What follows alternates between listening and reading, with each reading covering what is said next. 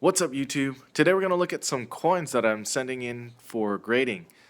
This batch happens to be a set of modern coins, and I'm sending about 15 coins that consist of this 2015 1/10 ounce Mexican Libertad.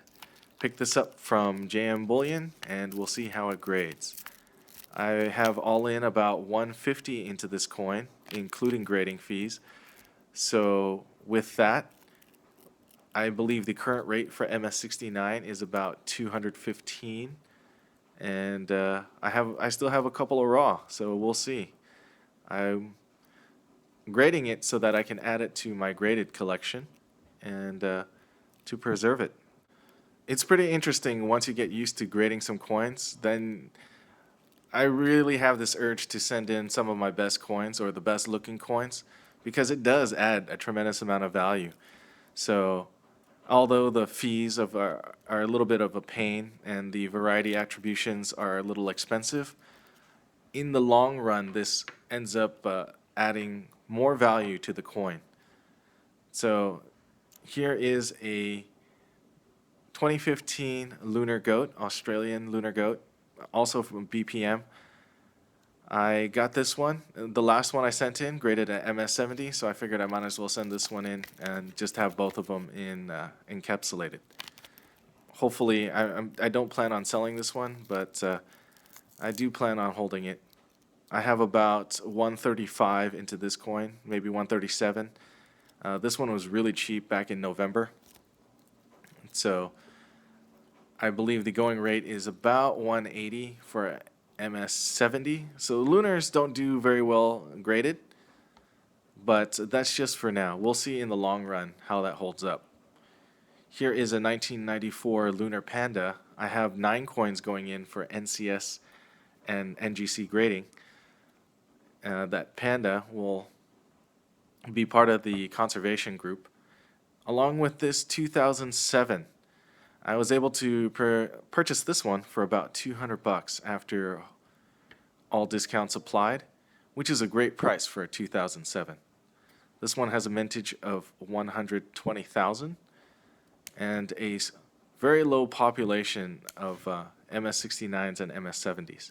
So either way, I'm in the money. All in, I'm about 220 for this coin, and I can easily sell it for 280 if it comes back 69. As long as it doesn't come back a 68, then I'm pretty much in the money. And from taking a look at this coin, it's definitely, I would consider it easily a 69, possibly even a 70. And if it does come back a 70, I paid half price. So we'll see what this one comes back as. The reason for the discount, I've shown this before, is because it has a little red spot on the obverse or the reverse. And let's take a closer look. You'll see the proof, the fields look very clear. No issues at all with this coin.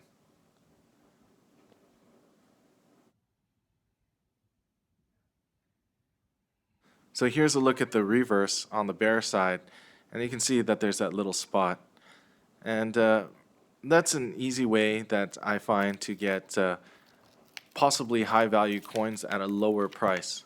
Now, it's hit or miss with those. There are definitely coins with red spots that I do pass on because they have some other issues, but you have to look at the coin very carefully before deciding to purchase, because especially on high dollar coins, it could be a very big miss if you don't get it. And as you've seen in my videos, I've been buying a lot of these, so I do have a little bit of experience, and which I'm sharing with you guys. And if you remember these, the Hirvanias, the Ukraine Archangels, I'm sending in 4 of these. So getting these ready, I'm hoping a couple, 1 or 2, come back at MS70. And since it's partly a friend submission and partly my submission, I worked out a deal where if there's only one MS70, I'll give it to him. And if there's 2 MS70s, then we split. And I don't mind being fair. It's nice. He took the chance, and then I don't really have any money into it other than the grading fee. So aside from the 4, I'm also sending in these 3 gold pandas that I got, OMP, for roughly 122, so I'll have about 137 into each one of these, and hopefully they come back, one or two of them come back MS70. If it does come back, the retail price on that is roughly 225 at the moment, maybe 240. So this one is a little easier to easily gain value by sending them in, especially if you bought early. And now seems to be like a good time, and one of the coins that I need on my registry set. So this being one of the moderns, here we go, trying to get it in and paying half price once again. You'll notice that in this case that I'm removing it from the OMP, and same with the 2007. But on the next 2 that I'm sending in, I'm going to go ahead and send them in the pouch. And that's just to kind of see if there is any difference. So I do get a chance to look at these up close and personal. For this particular 2016, I don't really care. I think it's all kind of the same.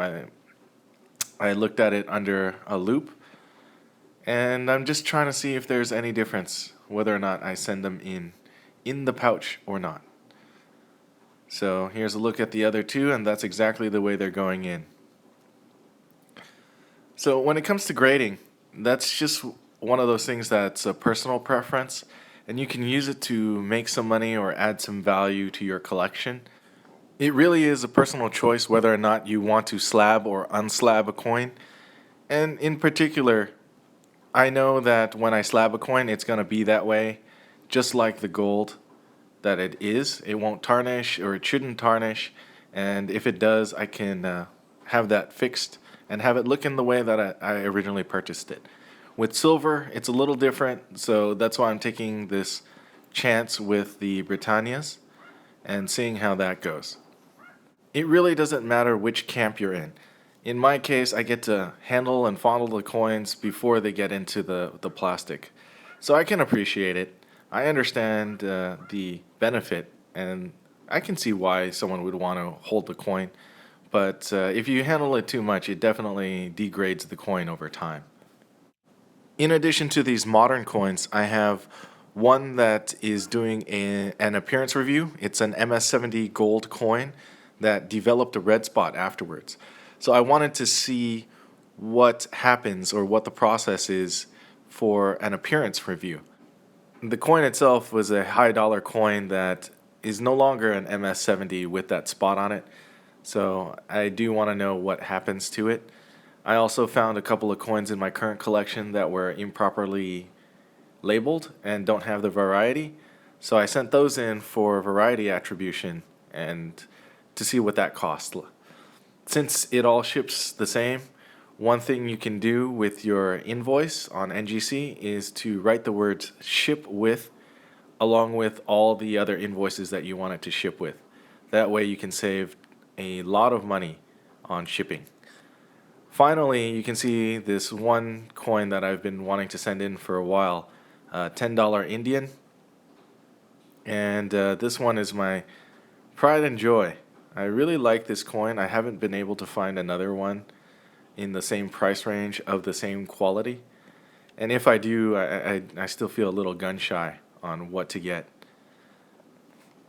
With this Indian, I'm definitely gaining a much larger appreciation for US coins, older pre-33 gold, and I'll definitely take a look at more at that. But I'm still curious of what the grade of this one is going to come back as.